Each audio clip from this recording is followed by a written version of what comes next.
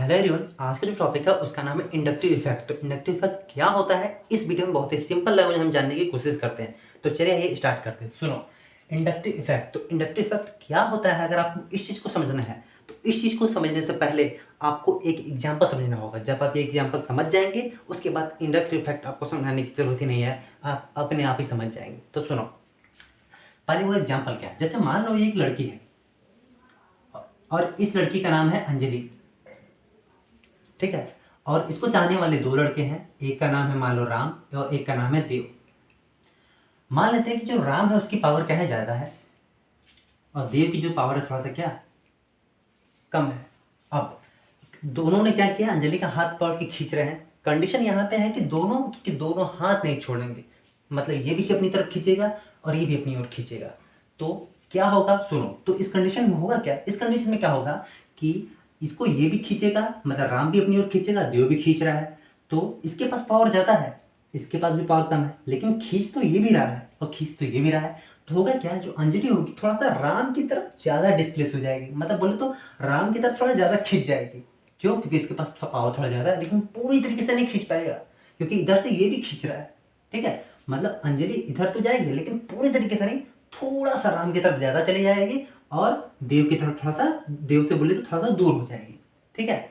मतलब बोले तो अंजलि का पार्शियल मतलब थोड़ा सा डिस्प्लेसमेंट हुआ है, किधर, राम की तरफ, ठीक है। सेम यही कॉन्सेप्ट इंडक्टिव इफेक्ट का भी है। बस इंडक्टिव इफेक्ट में जो अंजलि है, अंजलि नाम का कौन ले लेगा, इलेक्ट्रॉन को बोलेंगे। मतलब इंडक्टिव इफेक्ट में क्या होगा, जो इलेक्ट्रॉन होगा कोई दो मिला होंगे, दो मिला बीच में मान लो होंगे, दोनों मिला में से किसी की एक तरफ क्या होगा, थोड़ा सा एक तरफ के, एक मिला की तरफ ज़्यादा चला जाएगा और एक मिला तो बोले तो थोड़ा सा दूर हो जाएगा। मतलब ये जो इलेक्ट्रॉन होगा चाहे इसकी तरफ चला जाए चाहे इसकी तरफ, पूरी तरीके से नहीं जाएगा, इसकी तरफ थोड़ा सा चला जाएगा, जिसको हम बोलेंगे इलेक्ट्रॉन का पार्शियल डिस्प्लेसमेंट। मतलब पार्शियल का मतलब थोड़ा सा उसकी तरफ ज़्यादा चला जाएगा और एक मिला थोड़ा सा क्या होगा, दूर हो जाएगा। अब जो इस सिनेरियो मैंने भी बताया, अब इस चीज़ को मैं एक एग्जाम्पल के द्वारा समझाता हूँ। मतलब एक केमिस्ट्री का एग्जाम्पल लेता हूँ और उसके द्वारा समझाता हूँ, जिससे आपको इंडक्टिव इफेक्ट पूरी तरह से क्लियर हो जाएगा। सुनो, जैसे मान लो आपके सामने एक एग्जाम्पल ले रहा है। वो एग्जाम्पल है, मान लो आप कोई, चलो ये मान लो कोई कार्बन की कोई चेन है, ठीक है। कार्बन की कोई चेन है और इसके साथ मान लो कोई एटम एक्स जुड़ा हुआ है या कोई ग्रुप है। अब मैंने यहाँ पे एक कंडीशन बताया। कंडीशन क्या है, सुनो, कि यहाँ पे जो यक्स है, यक्स की इलेक्ट्रोनेगेटिविटी ज़्यादा है कार्बन की तुलना। मतलब कार्बन का इलेक्ट्रोनेगेटिव होगा, कार्बन की इलेक्ट्रोनेगेटिविटी, किसकी इलेक्ट्रोनेगेटिविटी ज़्यादा है, एक्स की। इलेक्ट्रोनेगेटिविटी ज़्यादा होने का मतलब जो इलेक्ट्रॉन होगा उसको वो ज़्यादा की ओर खींच लेगा। जैसे यहाँ पे अगर बोला जाए इस एग्जाम्पल के संदर्भ में, तो राम की इलेक्ट्रोनेगेटिविटी ज़्यादा है क्योंकि अंजलि को ये अपनी ओर ज़्यादा खींच ले रहा है, ठीक है। उसी तरीके से मतलब हमारा जो यक्स है, ये इसकी इलेक्ट्रोनेगेटिविटी ज़्यादा है और कार्बन की इलेक्ट्रोनेगेटिविटी क्या है, कम है।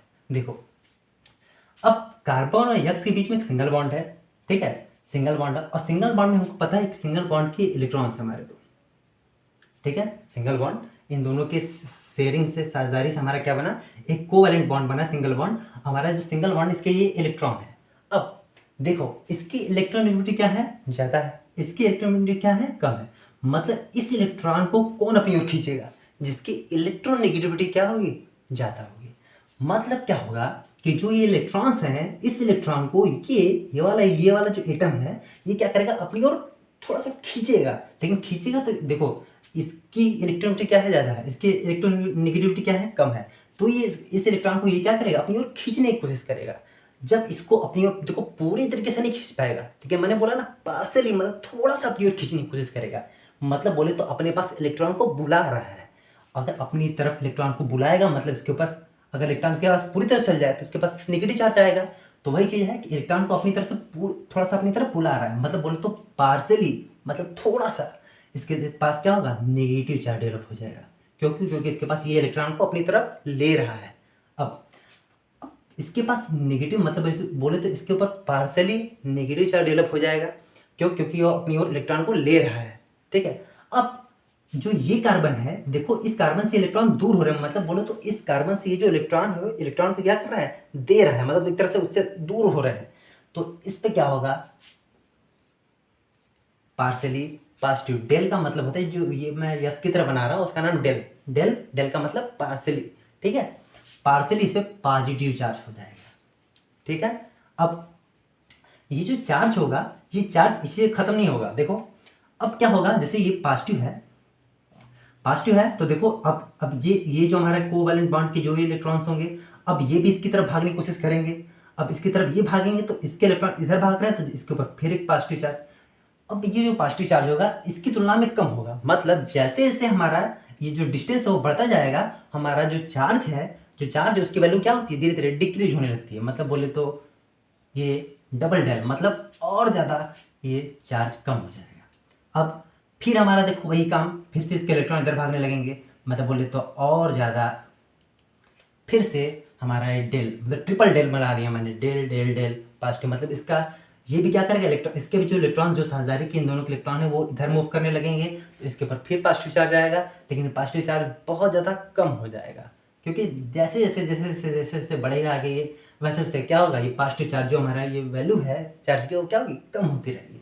ये मैक्सिमम 3 कार्बन तक जाता है, 3 कार्बन तक, उसके बाद जाके ये बोले तो नहीं, इसके बाद बस खत्म हो जाता है, इसी इतना ही, ज़्यादा बड़ा लेवल पे नहीं होता है, छोटे लेवल पे, मतलब बोले तो 3 कार्बन तक मैक्सिमम जाता है, उसके बाद फिर खत्म हो जाता है, ठीक है, नेग्लिजिबल मानते हैं इसको।